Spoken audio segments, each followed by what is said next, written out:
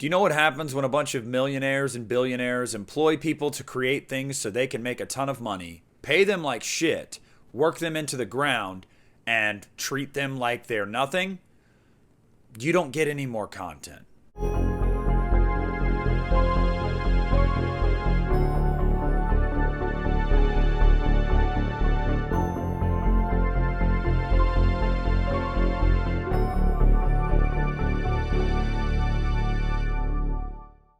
Hey, what's up, you guys? It's Nick at the Lost River Drive-In, and obviously this is something that I haven't talked about, but it is dominating the airwaves right now, and I feel like it's something that I need to talk about because it's something that I am passionate about, and I think a lot of us are as people that consume a lot of television and film, and that is the WGA strike and the SAG strike.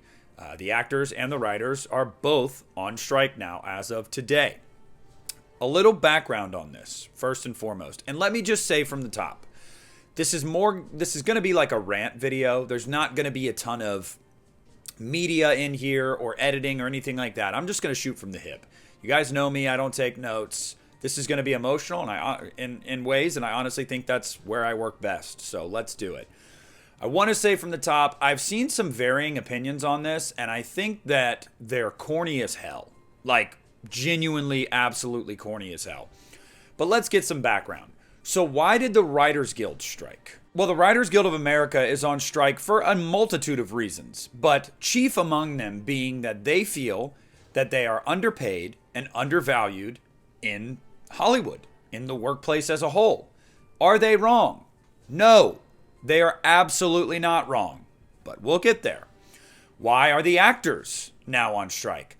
Well, because actors feel like they're underpaid, undervalued, and in some instances that is very true. And both organizations are worried about, and rightfully so, the integration of AI into their workplace and what it means for their futures.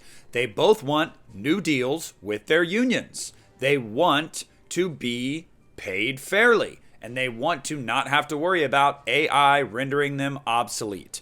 Pretty much on a surface level, that is what this is about. Now, first, let me say a few things. As far as the Writers Guild goes, did you know that the average writer in Hollywood makes $69,000 a year? Now, you would say, well, that's not terrible. That's middle class. Maybe upper middle class a little bit or teetering on it, right? Depending on where you live. In Hollywood, no. It's not. That's lower class in Los Angeles, California. And if you come back with that going, well, you're living in California, that's why. Because that's where the industry is. You should be compensated fairly based on where you live. What are the cost of goods around you like? What is the tourism industry like there? What is the cost of living like in the area that you live in? And based off of those factors, the scales are different. What I would be paid to do a certain job in the state of Ohio that nobody wants to come to is probably a lot more fair than what a middle-class person in California would be paid to do a job like that. Or Texas. Why? Much bigger economies with much larger populations, better weather, more tourist attractions. People want to go there. So that's just a little bit of economics and geography for you guys. But based off of that, the industry is in Hollywood. If you tell them to, well, then just leave, live somewhere else. That's not how it works. That is the hub of that entertainment industry. That's why they live there. They have jobs in that industry. They're going to live there. One of the things about a job is convenience. Most American citizens wouldn't get a job where they had to drive 3 hours there one day and 3 hours back. That's 6 hours of your day gone just commuting to a job. At that point, most people would say, I need to find a different job. So telling people to leave or telling them that that is a fair wage, it is not where they're living in the industry that they're working in. Full stop. Period. On top of that, that is the average. That is not the lowest. It's also not the highest, but it is the average. Have you seen some of the things that have come out recently where a lot of these writers are showing their residual checks that they get, and they are literal pennies? These people that worked on television shows and movies that you are very fond of, their residuals are pennies. So they make their living signing new contracts, getting hired onto new projects, writing more scripts, having those scripts purchased. and continuing to work, putting out product and getting paid for that product. They do not live off of residual checks. It is non-sustainable. Now on top of that, they have the worry of AI. That AI can essentially write scripts start to finish and render writers obsolete. And studios have been looking into using that AI technology to write scripts and render writers obsolete. It's just a thing that studios want to do to save themselves money. If you can cut off hundreds of thousands of dollars on costs for hiring people to write stuff, film stuff, they want to do it because at the end of the day, the bottom line to them is the bottom line because that is corporate greed at its finest. You could say, oh, well, that's just maximizing profit. Isn't everybody in any kind of industry always concerned about maximizing profit? Yes, but not at the expense of the people that work hard for you to make that profit for you in the first place. One thing that gets misconstrued and so easily forgotten about when it comes to the workplace. And as somebody who is a general manager of a staff and somebody that makes decisions and gives out raises, I can tell you, I would never, ever sacrifice my employees' happiness and their quality of life so my boss can make a little bit more money every month. No. And my boss wouldn't want me to do that because good business is maximizing profits but also maximizing relationships with the people that put in their time for you. That's just the way it is. And you could say, well, AI would make those people not necessary. Okay, great. Let's do that. Let's have sentient beings that have no emotion whatsoever. Let's have them write scripts. We haven't seen AI type up some just super heinous shit over time. No, not at all. No examples whatsoever. I'm kidding. There's a ton. But on top of that, you damage a profession that millions of people have worked at for decades and decades, have mastered their craft, and some of your favorite movies ever have been made possible because a human being wrote words onto a page that resonated with you deeper than anything ever could. So, just saying about the writers. Now the actors. The actors, again, they want new deals. They want to be compensated fairly. Everybody says, oh, well, actors, they're all rich. They're all wealthy. Not every actor is Tom Cruise. Not every actor is Jamie Lee Curtis. There are a lot of actors that have roles on TV shows or their first roles in movies that aren't even paid to scale. That's a literal fact. And I believe, I could have this wrong, but I believe scale is about $13,000 or so now. And you might go, wow, that's a nice payday. What if you get 1 or 2 jobs in the year? You're out in Los Angeles working and you get 1 or 2 jobs a year. And you get paid at scale. You make not even $30,000 that entire year. That was your pay. Is that fair? If that's your profession, you went to school for that, you studied it, you mastered it. Is that fair? Is it also fair that TV show could drop on Netflix and get Netflix tens of thousands of new subscribers? And Netflix could make hundreds of thousands of dollars in pure profit off of that one episode or that one season of a show that you were on that you got paid not even 1/100th of what those people got paid. No, it's not fair. In any world, it is not fair. I am not saying that we need to cater to the elite because the elite don't need us to cater to them. Some of you guys might see people like, for example, just in the news right now, Margot Robbie and Ryan Gosling, how, they're done doing press now for Barbie because the Actors Guild is on strike. And you might go, what do they care? They're a part of the guild. Yes, they are well off. No, they are not paid unfairly. But so many of their fellow peers are. And they want their fellow peers to be compensated fairly. Period. Because at the end of the day, the problem is you have people like Bob Iger and David Zaslav, you name it. People at the tops of these studios that are making hundreds of millions of dollars in profit for their company, tens of millions of dollars in profit in their pockets every single year.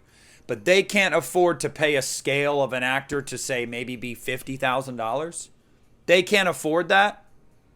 They're a part of a giant corporation that is worth billions of dollars, and they get tens of millions, if not hundreds of millions of that in their own pockets every year, and they can't afford that. They can afford it. They choose not to because, again, we're bumping up against corporate greed here.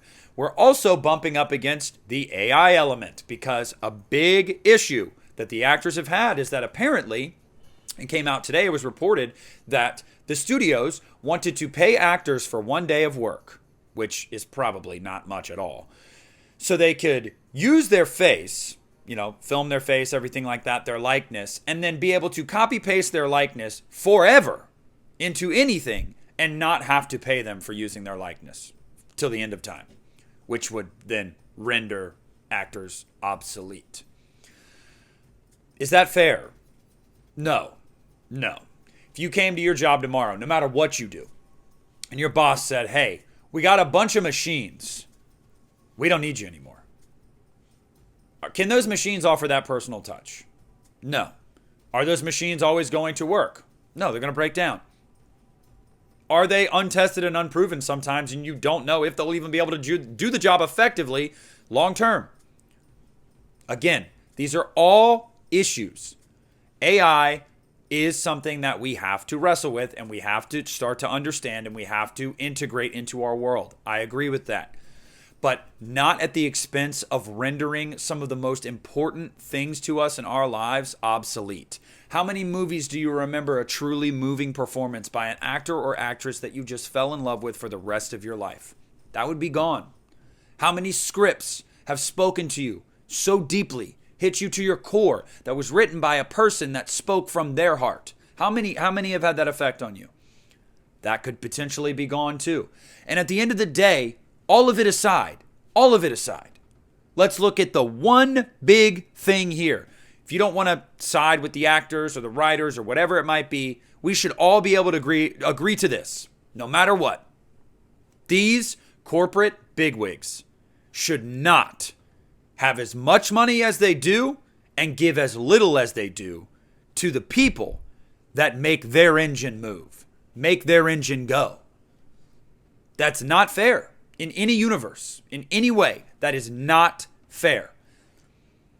I would never, ever allow myself as a boss of 20 plus people at my job, allow myself to make what tenfold what my employees make. No, the more I make, the more they make. That's how it should be. Because without them, my business is nowhere near as successful. My boss is nowhere near as happy, and my life is nowhere near as easy. And that's just the way it goes. But I find it way too common for we as human beings to find instances of hotshot, egotistical, rich assholes that genuinely don't care whatsoever about the people beneath them. This is not a political rant. This is not nothing like that of the sort. This is just why don't you treat these people fairly so we can get back to watching things we love? And these people can get back to doing what they love and being paid fairly to do it. I'm not going to apologize for standing with them. And I do think that we need to rein in this AI a little bit, and we really need to think about this stuff. We really, really do. Watch Mission Impossible Dead Reckoning Part 1, okay? It is so topical for the times. But I want to know what you guys think down below. Please comment down below. Let me know what you think about this strike. Let me know how long you think this goes. Let me know what you want to see come out of this moving forward. Guys, this could be a while. We are very likely approaching a valley sooner or later where we're not going to have a lot of new content because of these strikes. But I hope that it all ends up being worth it at the end of the day and these people get what they so rightfully deserve. I will never apologize, nor will I back down from saying I proudly stand in unison with the WGA, with SAG, and with every single actor, writer, director, whoever it may be involved. I support you. Selfishly, I want new content, absolutely, but not at the expense of your well-being, of your livelihood, and certainly not to benefit the people at the top that are bringing you down and bringing us all down in turn. So thank you for listening to this rant. This is Nick. I'm pulling out.